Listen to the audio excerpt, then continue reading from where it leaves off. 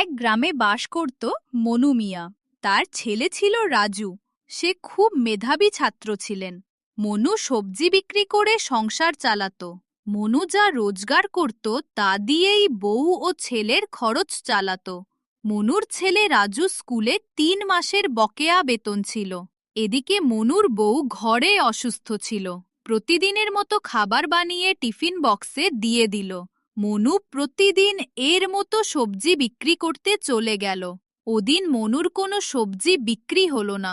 মনু খুব চিন্তায় পড়ে গেল। কি করে সে বউ ও তার ছেলে রাজুর মুখে খাবার তুলে দিবে? সে সময় রাজু রাস্তা দিয়ে হেঁটে স্কুলে যাচ্ছিল।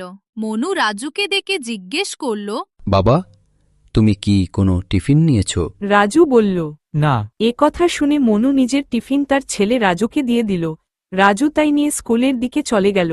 রাজু যাওয়ার সময় রাস্তায় দেখতে পেল এক বৃদ্ধ লোক বিককা করছে। বৃদ্ধ লোকটি রাজুকে ডেকে বলল, আমাকে কিছু খেতে দিবে, আমি 2 দিন ধরে কিছু খাই নাই। রাজু সঙ্গে সঙ্গে নিজের টিফিন সেই বৃদ্ধ লোকটিকে দিয়ে দিল। বৃদ্ধ খাবার খেয়ে খুব খুশি হলেন।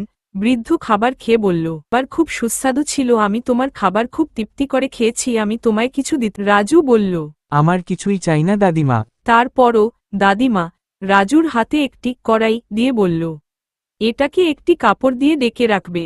রাজু বাড়ি ফিরে তার মায়ের কাছে কড়াইটি দিয়ে সব কথা খুলে বলল। রাজুর মা কড়াইটিকে কাপড় দিয়ে ডেকে রাখল।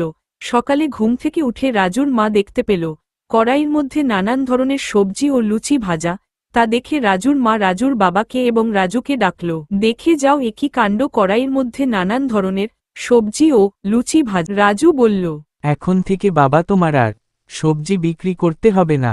খেলাতে করে তুমি লুচি ও সবজি বিক্রি করবে। মনু তাই নিয়ে চলল বিক্রি করতে। এক নিমিষেই সব বিক্রি হয়ে গেল।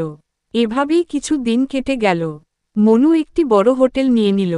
তাদের সংসারের অভাব কষ্ট দূর হয়ে গেল।